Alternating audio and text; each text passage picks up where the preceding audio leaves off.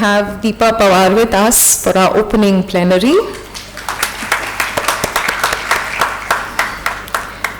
The opening plenary is titled Facing What Needs to Change, and Deepa will help us set the context for the conference.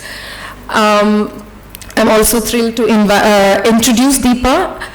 Deepa is from the Gizari, Gadia Lohar nomadic tribal community and is an NT-DNT activist, researcher, author, trainer, mentor and counselor. She is the founder of Anubhuti, an intersectional feminist anti-caste organization working towards development of marginalized communities through constitutional courage building and justice. She engages with issues of rights, mental health and sexual reproductive health, gender, sanitation, community development and movement building, and has been doing this for over 24 years. She has pioneered mental health work with NT-DNT communities and developed the concept of mental justice, which posits mental health as a justice issue. She has won several national and international awards for her work. She's an Ashoka Fellow since 2024 and recently published Poladi Baya, the first ever book documenting stories of Ghisari women with intersections of aspects of culture, history, occupations, migration, displacement, climate change, and constitutional access. Deepa will speak in Hindi and her colleague Amrita De will provide an English translation after her talk. Welcome Deepa and Amrita. Deepa, I hand over to you. मुझे mental health के बारे में बात करते हुए एक साल पहले का वाकया याद आ रहा है। जब हमने काम शुरू किया था तब लोग हमें बार बार यही क्वेश्चन पूछते थे कि आप काउंसलर हो क्या या साइकोलॉजिस्ट हो क्या। तो मुझे लग रहा है कि 7-1 साल बाद कुछ ठीक ठाक ही कर लिया है कि शायद अभी ऐसे मंचों पे काम करते हुए लोग ये सवाल नहीं पूछते हैं। सबको जय भीम, जोहार और जिंदाबाद। मैं एक सवाल से शुरुआत करना चाहूँगी कि जिनको भी हिंदी समझ में आता है वो अगर अपने आप को ही जवाब दे, मुझे यहाँ तो जवाब नहीं सुनाई देगा, लेकिन रैंडमली जब शुरू से ही आपने आपकी ज़िंदगी में मैं जो नाम ले रही हूँ उनको अगर सुना होगा तो आपके दिमाग के सामने क्या प्रतिमाएं आती है, क्या इमेजेस आते हैं, आपको क्या याद आता है जनरली। जैसे अगर मैं कहूँ कि कोई बॉलीवुड का एक्टर तो क्या आता है, कोई क्रिकेटर, नाम भी ले सकते हो जिसको लगता है, नाम भी ले सकते हो, बस माइक है कि नहीं दिख रही हूँ। कोई क्रिकेटर, सचिन तेंदुलकर, ग्रेट। कोई प्लेयर, अभी क्रिकेटर अलग ही होता है, प्लेयर भी होता है वैसे, ठीक है, अभी क्रिकेट ही प्ले है ऐसे नहीं है। कोई प्लेयर, सानिया मिर्जा। कोई रिपोर्टर, काफी रैपिडली देना है, इतना सोच के देंगे तो मेरे 15 मिनट खत्म हो जाएंगे। हाँ, अच्छा। साइंटिस्ट, कलाम। बिजनेस पर्सन, अंबानी, हमने तय ही कर लिया है। पॉलिटिकल लीडर, मोदी, ये भी तय कर लिया है। ओके। कोई संत, कबीर। किसी भगवान का नाम, शिव। ऐसे मुझे लगा महादेव वगैरह कहेंगे, एकदम एक ही प्रोनाउंसिएशन में, ठीक है। कोई स्क्रिप्ट राइटर, कुछ नाम तो मुझे भी पता नहीं है, मैं हाँ बोल रही हूँ। कोई राइटर, गुलजार, राइट। बस मैं देख रही हूँ मेरे पास कुछ है क्या। कोई नोबेल विजेता, भारत रत्न। अभी भारत रत्न के बारे में हम सोच रहे हैं नाम भी लेना है कि नहीं, ठीक है। ऐसे कुछ अगर 20-25 भी सवाल कहेंगे हम इसे 1-2 मिनट में वाइंड अप कर देंगे और आगे बढ़ेंगे। ऐसे अगर सवाल हम और 10 मिनट पूछेंगे तो मेरा अगला आपसे समझना होगा कि जब आप ये नाम ले रहे थे तो काफ़ी यहाँ पे जो जनरल स्टडीज़ के वगैरह है उनके ऊपर बर्डन है कि अभी औरतों के नाम बोलने हैं, ठीक है। हाँ, औरतों के ही नाम बोलने पड़ेंगे यहाँ पे, क्योंकि जेंडर स्टडीज किया यार यहाँ पे, तो फिर जेंडर माइनॉरिटी और औरतों के नाम बोलने पड़ेंगे। लेकिन अगर और भी कॉमन क्राउड में जाकर अगर ये 20-25 सवाल हम पूछते हैं तो आपको क्या लगता है किन के नाम आगे आते हैं? Male, right, male. फिर औरतों के आते हैं, मेल में भी किन मेल के आते हैं? आदिवासी, नोमैडिक, विस्थापित, प्रकल्पग्रस्त, किन मेल के आते हैं? अपर कास्ट, मुझे ब्राह्मण कहना ज्यादा पसंद है, अपर कास्ट में थोड़ी बाद में सीखी। तो अपर कास्ट है ना, अपर कास्ट मेल के। तो मैं अगर इसे 1 से 1.5 मिनट में वाइंड अप करूं, सही मायने में हम इसके ऊपर 2 से 3 घंटे चर्चा करते हैं कि 2 मिनट में मैंने 7 से 8 सवाल पूछे। मान लो 25 सवाल अगर मैं पूछ लेती तो हम 100 लोगों ने मिलकर तय किया कि हिस्ट्री के अंदर, प्रेजेंट में और फ्यूचर में बस मेल ही रहे हैं, और वो भी अपर कास्ट ब्राह्मण्स मेल रहे हैं जो ब्राह्मणिकल पावर पोजीशन से आते हैं। वहाँ पे औरतें जो है वो बहुत ही सेकेंडरी रही है, और जेंडर माइनॉरिटी को तो आने की जरूरत ही नहीं है, राइट। तो हमारे मेमोरी ऑफ पॉलिटिक्स के अंदर ही जो है समाज का पूरी तरह से बंटवारा हो चुका है। इनजस्टिस, मुझे हमेशा लगता है कि मेंटल हेल्थ की बातें है ना मेमोरी से शुरू करनी चाहिए, कि बिहेवियर और बाकी की जो चीजें हैं वो तो आप तब परफॉर्म करोगे जब आपका ब्रेन उसके लिए ट्रेन होगा, राइट। लेकिन हमारे मेमोरी ऑफ पॉलिटिक्स जिससे हमारा बिहेवियर बनता है, उसके अंदर तो इनजस्टिस पहले से दिया गया है, अपब्रिंगिंग में है, हमारे एजुकेशन सिस्टम में, पॉलिटिक्स में, हर जगह पे है। तो मुझे लगता है कि इन चीजों से क्या होता है, बस मेमोरी ऑफ पॉलिटिक्स ही बदलता है, हर वो चीज बदलती है जो participation, leadership, thought process, contribution, representation, history, हमने हिस्ट्री से औरतों को निकाल दिया 100 लोगों ने मिलकर 2 मिनट में, राइट। क्योंकि हमें वो बताया गया है कि सचिन ही है, कोहली ही है, राइट। हमें इंडियन क्रिकेट टीम विमेन की है और जेंडर माइनॉरिटी की करने में हम हार रहे हैं, ये हमें नहीं बताया जाता है जल्दी से, हम पीछे हैं काफी। तो इनजस्टिस हमारे आसपास की व्यवस्था में है। मैंने अपने पर्सनल लाइफ से और लिव्ड एक्सपीरियंस से देखा है कि मैंने कई मेंटल हेल्थ के डिटोरिएशन और कोलैप्सेशन पर्सनल लाइफ में देखे हैं, कम्युनिटी में देखा है, और मुझे लगा कि मेंटल हेल्थ के मेन स्ट्रीमिंग काफी प्रिविलेज और एलिट कॉन्टेक्स्ट के अंदर, मेरी कुछ चीजें कड़वी भी हो सकती है तो निगल लीजिए, अभी क्या करें, आपको 2 दिन यही सुनना है।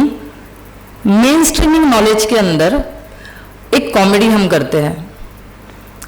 एक जो पेड़ अपनी एजेंसी और ओनरशिप के साथ हिस्टोरिकली खड़ा है, खुले आसमान में अपनी ताकत के साथ, सोसाइटी के political, cultural, financial power position, उसका पानी, हवा, धूप, खुला आसमान, सारी चीजें निकाल लेते हैं, वो पेड़ कमजोर होने लगता है।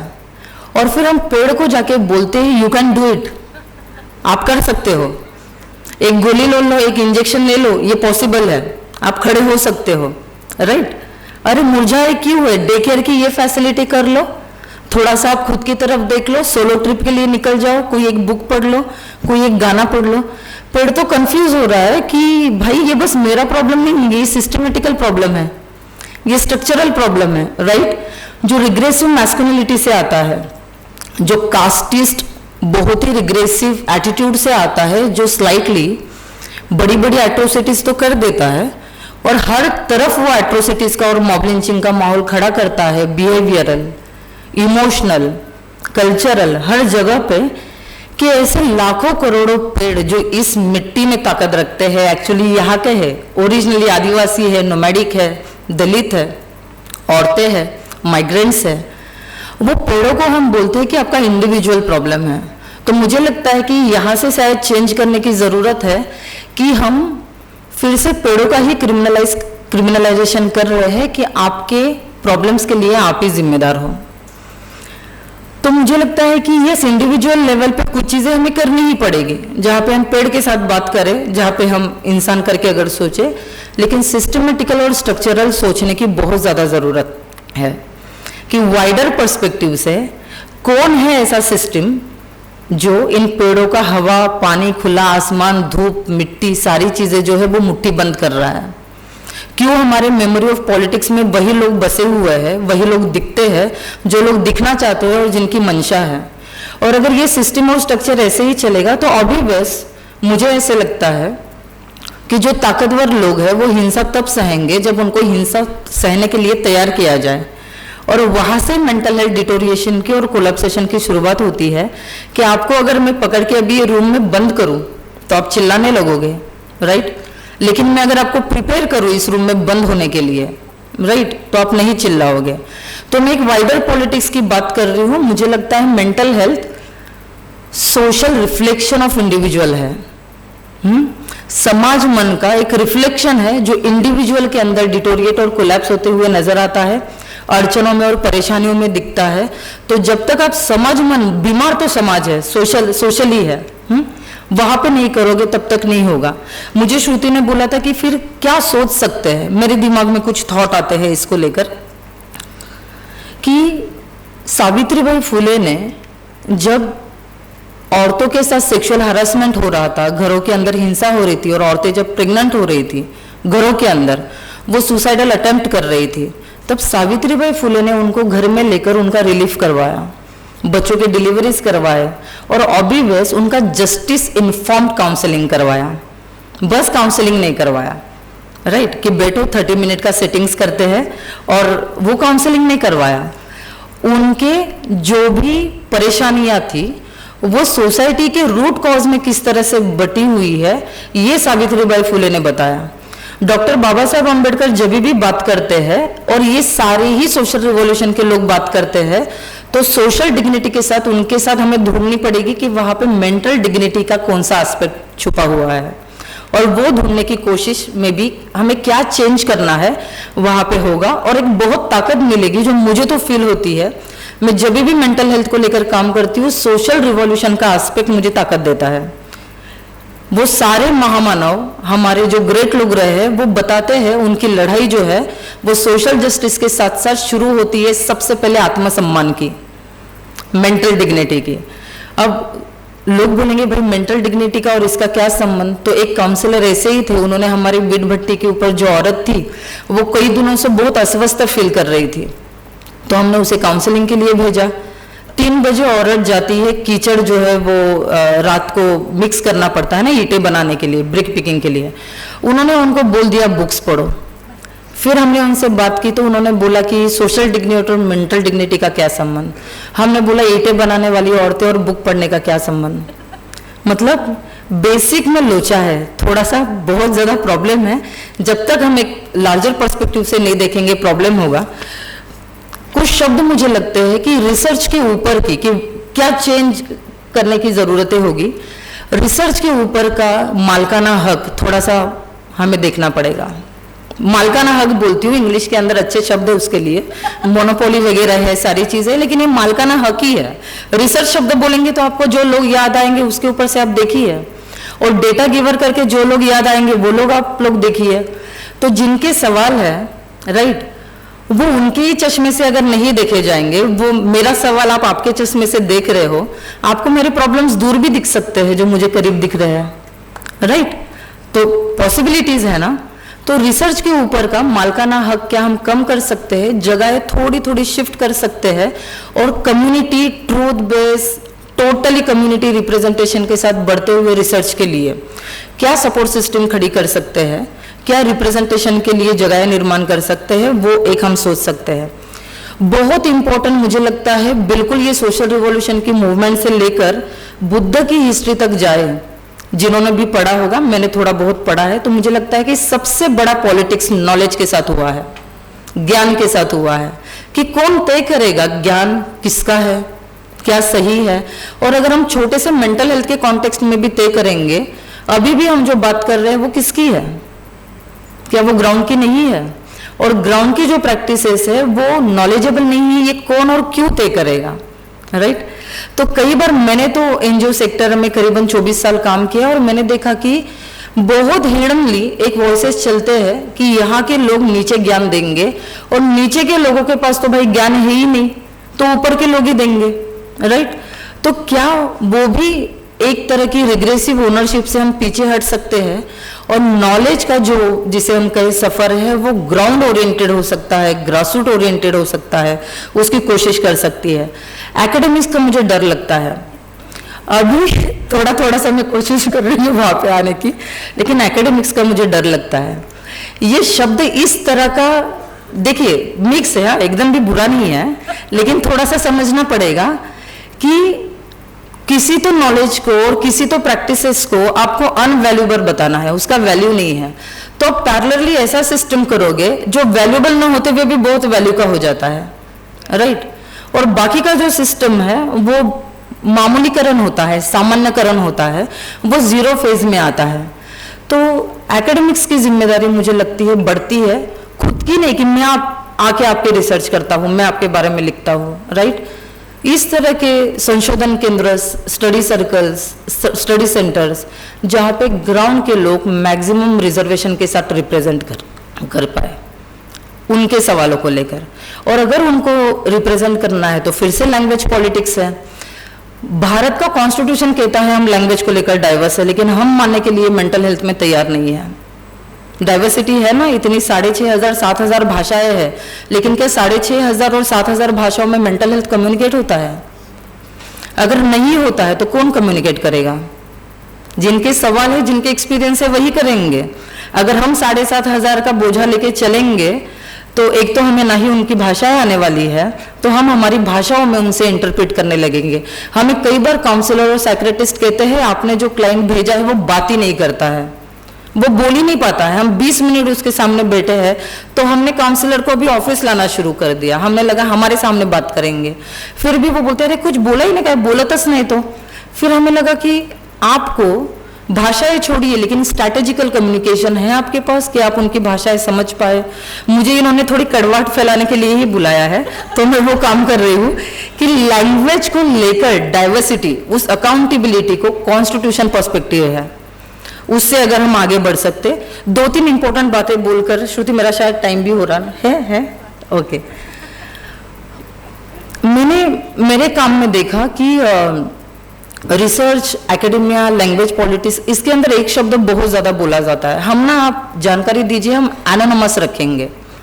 पहले मुझे समझ में नहीं आता था, तो मैंने पूछा अमृता को ये एनोनिमस क्या होता है, तो बोलते छुपा के रखेंगे। तो ऐसी कुछ जानकारी है वो आप छुपा के रख दीजिए, लेकिन जहां पे क्रेडिट देना है वो जानकारी को क्यों छुपा के रख रहे हो, राइट। तो कम्युनिटी में आके भी बोलेंगे हम आपके गोपनीयता के सिद्धांत को मानते हैं, लेकिन बाद में हमें हमारे कम्युनिटी को लोग बोलते हैं हमारा नाम नहीं आया दीदी वहां पे, राइट। हर बात में एनोनिमस जरूरी नहीं है, और खासकर इंटेलेक्चुअल प्रॉपर्टी राइट में जिनके इंटेलेक्चुअल प्रॉपर्टी है, वो प्रैक्टिसेस, वो नॉलेज, वो टर्म्स। हमारे पास कई स्टूडेंट आते हैं और वो बोलते हैं आपके यहाँ पे एंजाइटी को कौन से शब्द में बोला जाता है, तो ये नोमैडिक औरतें, आदिवासी औरतें 10 शब्द बोल देती है। आमच्या इकडे याला अस्वस्थ बोलतात, कसं होतं बोलतात। अरे यार ये तो बहुत आसान है, बहुत बढ़िया है कि हम नॉलेज का डिलीवरिंग कर रहे हैं एक दूसरे से, लेकिन इंटेलेक्चुअल प्रॉपर्टी राइट जो समुदाय का है, जो कम्युनिटी का है, जो उन जमीनी से आए हुए लोगों का है, उनके बारे में शायद हमें कॉन्स्टिट्यूशनल ही फिर से चीजों से सोचना पड़ेगा। एक फिर से मैं, जैसे मैंने पहले ही सवाल किया था कि कुछ इमेजेस बोलने के बाद आपके दिमाग में क्या सवालों के जवाब आते हैं, तो वो रिप्रेजेंटेशन का खेल है। जब आपको लगता है कोहली है वहां पे, विराट ही है, धोनी ही है, तो रिप्रेजेंटेशन का खेल है। अगर सचिन है तो सचिन का बेटा वहां पे जाने ही वाला है, राइट, गया भी है ना शायद, हाँ, बाद में जो खेल रहे वो वहां पे नहीं जाएंगे। तो मुझे बहुत ज्यादा इंपॉर्टेंट लगता है कि सेंसिटिविटी, सॉलिडारिटी और उसके आगे जो है वो रिप्रेजेंटेशन है। सेंसिटिविटी तक हमारा पेट भर जाता है, हमें लगता है सेंसिटिव है, वेरी गुड, लेकिन रिप्रेजेंटेशन का क्या। मैं अगर और एक सवाल करूं, फॉर एग्जांपल मूवमेंट कन्वेनर किन की इमेजेस आते हैं, एनजीओ लीडर्स किन की इमेजेस आते हैं, राइट। तो थोड़े से ये बिटर ट्रूथ है जो हम भी अपने आप को पूछ रहे हैं कि भाई किस तरह से ये सिस्टम के उल्टे दिशा का सफर हमें करना है। लेकिन रिप्रेजेंटेशन के लिए मेंटल हेल्थ में मैं आज यहाँ पे नोमैडिक वॉइस रिप्रेजेंट कर रही हूँ, तब जाके मैं नोमैडिक के मेंटल हेल्थ के बारे में समझ पा रही हूँ, ठीक है, मैंने जब अपने लिव्ड एक्सपीरियंस में मेंटल हेल्थ डिटोरिएशन देखा, तब हमारी भाषाएं समझने वाला कोई नहीं था। जिनके साथ बातें की वो ऊपरी लेयर पे जो एक्सपीरियंस है वो लेयर से ग्राउंड लेयर को समझा रहे हैं। डिस्टेंस है, आप मुंबई में बैठ के पूना की बात थोड़ी ना करोगे, पूना में जाके ही पूना की बात करोगे, राइट। आप मुंबई में बैठ के कहोगे आप पूना में बहुत ठंडी लग रही है, बहुत धूप लग रही है, राइट। ऐसे नहीं होगा। जिसका एनवायरनमेंट जिस कम्युनिटी का है वहां पे वो चीजें समझ में आएगी। और उसके लिए मुझे 2-3 पर्सपेक्टिव बहुत सपोर्ट करते हैं, जो मैं मेंटल हेल्थ के कॉन्टेक्स्ट में काम करने की कोशिश हम कर रहे हैं, पूरी टीम, हमारे वॉलंटियर और काफी जज्बे के साथ, कि इंडियन कॉन्स्टिट्यूशन 2 लाइन कहता है। वैसे काफी सारी चीजें बोलता है, आप बोलोगे 2 लाइन में खत्म कर दिया, काफी सारी चीजें कहता है, लेकिन वो कहता है कि इस देश के अंदर धर्म के आधार पर, भाषा के आधार पर, जाति के आधार पर, लिंग के आधार पर, नस्ल के आधार पर, वर्ण के आधार पर, वर्ग के आधार पर भेदभाव, छल कपट हो ही नहीं सकता है। उसके अंदर सोशल जस्टिस, रिप्रेजेंटेशन, सारी अकाउंटेबिलिटी दी है, लेकिन एक छुपा हुआ जो दृष्टिकोण है वो मेंटल डिग्निटी का भी है, कि छल कपट हो नहीं सकता है। मतलब क्या है, नींव क्या है मेंटल हेल्थ डिटोरिएशन की? छल कपट ही तो है। जो सिस्टम के अंदर बैठ के, कभी फैमिली सिस्टम के अंदर, कभी कम्युनिटी सिस्टम के अंदर, कभी एजुकेशन सिस्टम के अंदर बैठ के अच्छी तरह से छल कपट कर सकते हैं, वही से तो तकलीफें होना शुरू हो जाता है। तो ये कॉन्स्टिट्यूशनल अकाउंटेबिलिटी है। तो क्या आने वाले बदलाव के अंदर, मैं ये नहीं कहती, इवन मुझे तो लगता है आपका ज्यादा साइकोलॉजी का स्टडी है, मैंने कम किताबें पढ़ी है, मैंने सच में किताबें नहीं पढ़ी है साइकोलॉजी की, क्योंकि वो अंग्रेजी में है, अभी तक बहुत ग्राउंड लैंग्वेज में वो है नहीं। तो कॉन्स्टिट्यूशन, मैं बार बार कॉन्स्टिट्यूशन बोल रही हूँ, मुझे लगता है कि कई मायनों में, कई परसेंटेज ऑफ वर्क अगर हम कॉन्स्टिट्यूशन के एक्सेसिबिलिटी और रिप्रेजेंटेशन को लेकर काम करें तो मेंटल हेल्थ के ऊपर उसका बहुत ही पॉजिटिव इंपैक्ट हो सकता है। दूसरा, जिस फेमिनिज्म से दुनिया डरती है, बहुत ही ऑकवर्ड होती है, मुझे लगता है feminism, intersectional feminism, anti cast feminism जीने का कोर वैल्यू हो सकता है। क्यों नहीं हो सकता है? आपकी आधी मुसीबतों की जड़ तो आप वहीं पे काट रहे हो ना, मतलब कितनी सारी चीजें वहीं पे काट रहे हो। अगर ये कोर वैल्यूज में आ जाए तो कितनी बढ़िया बात हो जाए। यहाँ पे कई सारे लोग हैं फेमिनिस्ट, जो नहीं है वो बनने की कोशिश कर सकते हैं।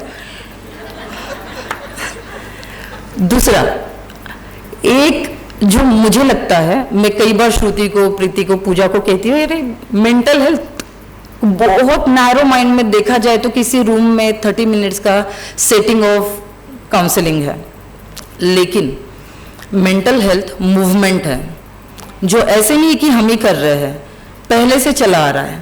सावित्रीबाई ने जब किया वो मूवमेंट ही था, बाबा साहब ने जब बोला वो मूवमेंट ही था, गुलामगिरी में महात्मा फुले ने जब बोला कि आपके दिमाग के ऊपर गुलामी ला दी जाती है और तब आपको मेंटल डिग्निटी से परहेज किया जाता है, वो उसी तरह का मूवमेंट था।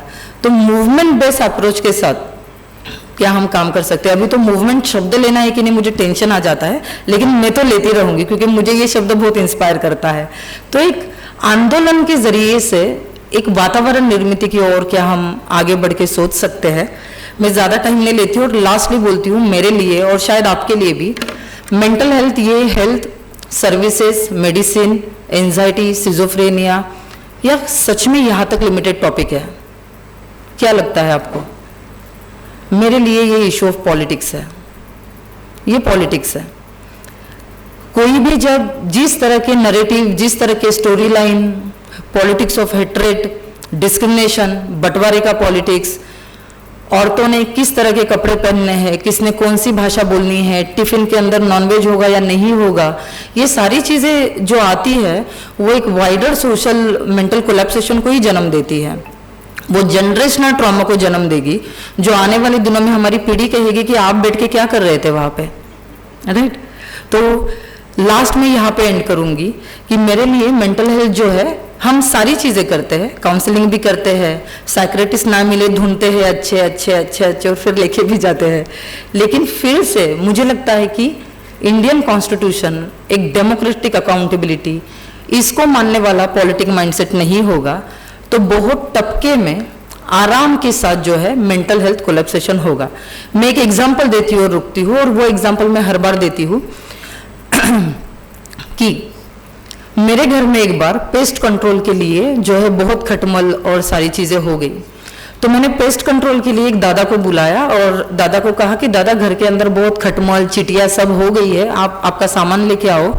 और मैंने घर का सामान जो है वो पूरा बांध के रखा, हम दोनों ने, मेरी बेटी ने, और साइड में रख दिया। वो दादा सुबह 9:30-10 के दरमियान आए और आते समय उनके हाथ में कुछ भी नहीं था। मैंने बोला भाई मराठीमध्ये म्हणे ना, हात हलवत केळे कालवत कशाला आला, हाँ आप सामान कहाँ पे है आपका, हाँ आपको मैंने बुलाया, मैंने सारी चीजें करके रखी है। तो वो दादा काफी हंसने लगे और उन्होंने कहा कि अरे दीदी आप मॉडर्न जमाने में नहीं हो। मैंने बोला इतना क्या हो गया? तो उन्होंने एक खीसे से एक इंजेक्शन निकाला और मैंने बोला इसका क्या करोगे? तो उन्होंने बोला गम्मत बगा तुम्हें, मजा देखो आप। तो उन्होंने पूरा जो घर है हर कोने में जाके, वो इंजेक्शन में एक जेल था, वो जेल के 2-2 बूंद ड्रॉप हर कोने में डाले। ध्यान है ना सबका? बस 2 मिनट, हाँ फिर मैं बैठ जाऊंगी। और अमृता के पास बहुत आसान काम है, वो कर लेगी। हर कोने के अंदर उन्होंने 2-2 ड्रॉप जो है वो जेल के डाले। मैंने बोला इससे क्या होगा, क्योंकि मैंने अपनी माँ के जमाने में देखा था कि सब झाड़ो वाड़ो सब करो और साफ करो। उन्होंने बोला दीदी बहुत फैंटास्टिक जेल है ये, इससे ये होता है कि कोने कोने में जो खटमल और आपकी चीटियां है जो भी है वो मर जाएंगे। और मुझे सच में यकीन नहीं हुआ, मुझे लगा इसने मुझे ठगा है। 2-3 घंटे के बाद जब वो इंसान चला गया, हम सब बाहर थे क्योंकि बदबू आने लगी उसकी। आके मैंने देखा तो सारे खटमल चीटियां कोने कोने में पड़े हुए थे।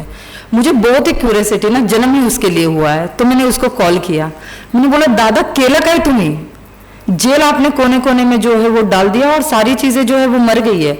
तो उन्होंने बोला दीदी जेल का बहुत एक अच्छा कैरेक्टरिस्टिक ये है ना कि इसके अंदर खटमल खटमल को खाते हैं, कॉकरोच कॉकरोच को खाते हैं। बस नियम इतना होना चाहिए कि हर कोना जेल बंद होना चाहिए, राइट? होपफुली आपको समझ में आया। इसीलिए मेरा जो मुद्दा है कि मेंटल हेल्थ ये इशू ऑफ पॉलिटिक्स है, कि अगर वो जेल बंद कोना है और अभी हम 100 लोग जो बैठे हैं ना काफी आराम से मेंटल हेल्थ की बात सुन रहे हैं, सदियों से जो ये जेल बंद कोने किए जा रहे हैं, regressive casteist classist historical criminalisation से, मैस्कुलिनिटी से, हेट्रेड के पॉलिटिक्स से, बंटवारे की नीति से, ये जेल हर कोने में है। वो 30 मिनट की सेटिंग में आप जो कर रहे हो वो उसका रिफ्लेक्शन है। तो बहुत बड़ा काम यहाँ पे करना पड़ेगा और एक 10% काम जो है वो यहाँ पे करना पड़ेगा। तो मैं आप सबको ऑल द बेस्ट कहते हूँ कि शायद वो जेल का इंजेक्शन हमें छोड़ना है, ठीक है? Thank you so much. I'll try to summarize the whole speech in as short a time as possible. Deepa started with a game where she asked various questions on can you give a name of a Bollywood actor, cricketer, reporter, scientist, business person, a Sant, Bharat Ratna and so on. The answers that came in as she asked the audience too agreed that most of the answers were about males who are upper caste, and as Deepa said, who were mostly Brahmins. She terms this as memory of politics, where even in memory there is injustice. Even when we remember history, we only remember certain people in it who happen to be males and who happen to be upper caste and mostly Brahmin. She further went on to say that this is not only about forgetting who are the people who contributed in history, but also about forgetting whose participation, leadership and contribution from history has been removed. There is a design behind this. Yes, it is women, it is gender minorities and various other social minorities whose contribution and presence in history has been removed. She then goes on to speak about mental health with a very simple example. Can we imagine a tree or a plant which has been given no resources, no water, no sun, the soil is polluted, and then the tree is asked that if you are feeling discomfort, if you don't feel well, why don't you just take a pill, or various other advice is given that why don't you read a book, why don't you listen to songs, why don't you listen to music, take some time for yourself. This sounds incomprehensible, it does not make any sense, but many a times those from the grassroots, those from the ground who try to access mental health help do encounter such kind of experiences. And it is millions of such trees and plants who are of this soil, who are from the ground, from the land, who are being told, or are they being told that it is your problem, and are we criminalizing them by asking them that whether it is your individual problem which you need to solve? We need to ask which are the systems who are taking away the strength of these trees and plants. What are these systems? Deepa further goes on to say that mental health deterioration begins when one's mental strength is eroded. No person, no community who are all strong, everyone has a strength in them, including all communities, they will begin to accept their exploitation, the injustice that they are facing, when they are being mentally eroded, when their mental strength is being eroded. This is part of wider politics. Deepa then made a very important statement that mental health is a reflection of social realities. It is social reflection in the individual. So the ills that are in society are being reflected in the individual when they are facing mental health problems. She gave the example of Savitribai Phule, who, as many of us know, had started a shelter for Brahmin women who had lost their partners and who were facing sexual exploitation, rape. She had started a shelter for them, and certainly she must have been giving counseling there. It was not only counseling, but it was justice-informed counseling, where she connected the problems that they were facing with the root causes of those problems, where she would not make it an individual problem, but she was working on the root causes as well, which was caste, religion, regressive masculinity, and these kind of systems. Babasaheb Ambedkar and leaders like him have given us examples of social revolution, and Deepa says that it is very, very important. Social revolution is extremely important, and mental dignity is the most important in social dignity. In social dignity, we begin the journey from mental dignity. She then says that if there is any question that how is mental dignity connected to all these things, she gives an example that we had a brick kiln worker, women who work in brick kilns to make bricks. You may know they make bricks by hand, and she was feeling mental distress, and she had gone to a mental health professional, and she had been advised to read books, give time for herself, listen to music. So then Deepa's response is, what is the connection between the kind of distress she must have been facing and the kind of advice or suggestions that she got from the counseling session? Now, Deepa has given us many points on which we can start working, because this is the problem. What is it that we can do? First of all, research. There, in the academic and research world, there is ownership rights over data remains in the hands of very, very few, and they all invariably belong to upper caste Brahmin, many a times only male, or also maybe some women hands. So the ownership rights of data has to be with those whose data it is. Communities who are being researched, they need to have agency, they need to have representation, and they need to have ownership rights over their data, how that data is being used, how it is being represented, and who is representing it. Secondly, she terms this as politics of knowledge. Who decides what is knowledgeable, whose knowledge is knowledgeable, who is seen to be giving knowledge and who is seen to be taking knowledge? Why is it not that knowledge can be community oriented? The knowledge of the community is seen to be intellectual. Why is it not seen to be valid? Why is it not seen to be valuable? She says that there is a devaluing of certain knowledge. There is a devaluing of knowledge of the ground, of the grassroots. And to do that, there is a certain lifting up of the knowledge of a certain other community.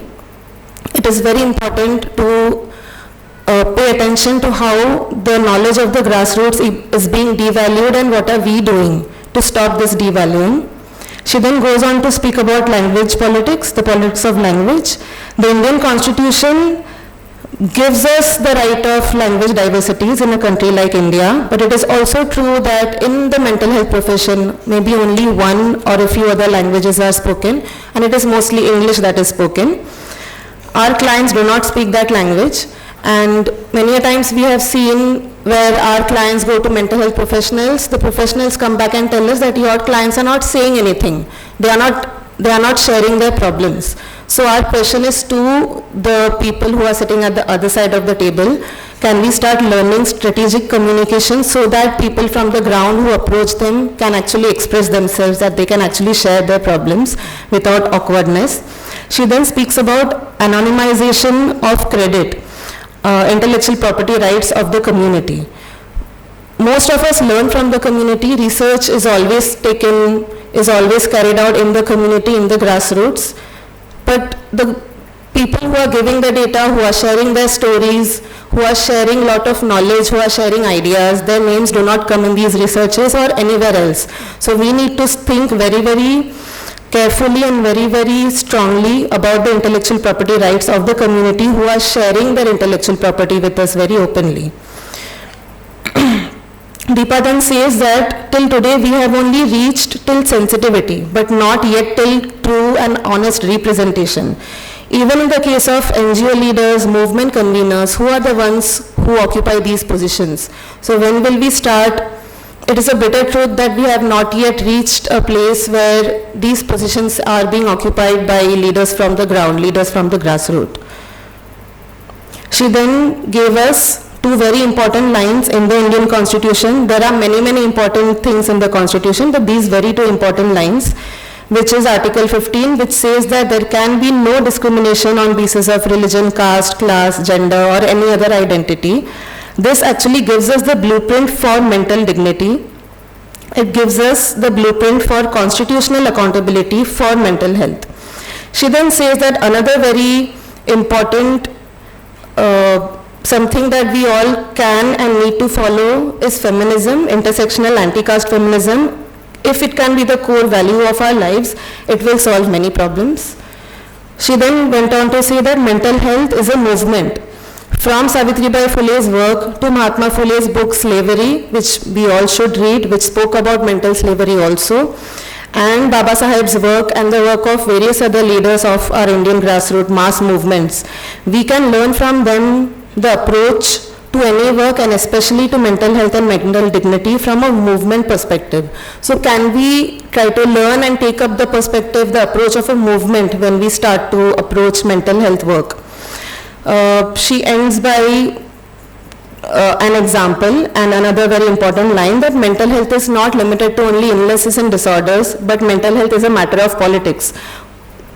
What we eat, what clothes we wear, what languages we speak, if these things are being denied, if these things are being negated, if they are not part of history and it is being wiped out from memory, from public memory, it is a matter of generational trauma. So what are we doing about that? She ended with an example. In her home, she had invited a person to do pest control we know that pests in the house, so she had invited someone to do pest control in the house. And what happened is that he came in with no large equipment. So she and her daughter felt that what is happening, why doesn't he have any equipment to do the pest control? And he had this new modern technique where they use a gel, where they insert the gel in all corners of the house.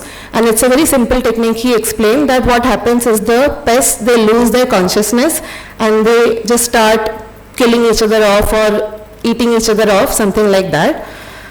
Deepa is saying we need to focus our attention whether such kind of pest control is happening around us, of hatred, regressive masculinity, of the politics of hatred, of divisiveness, and what are we doing to not lose our consciousness and our awareness in this kind of pest control. So that is what she ended with. Thank you.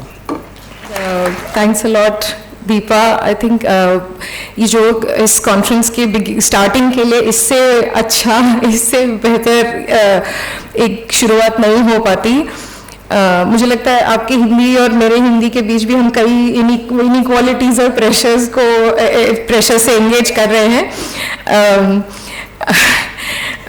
So I think मेरे लिए personally जो एक सवाल है वो आज आपको सुनने के बाद जो एक सवाल है, वैसे हर बार जब मैं आपको सुनती हूँ तो नए सवाल लेके जाती हूँ, and for that deeply grateful.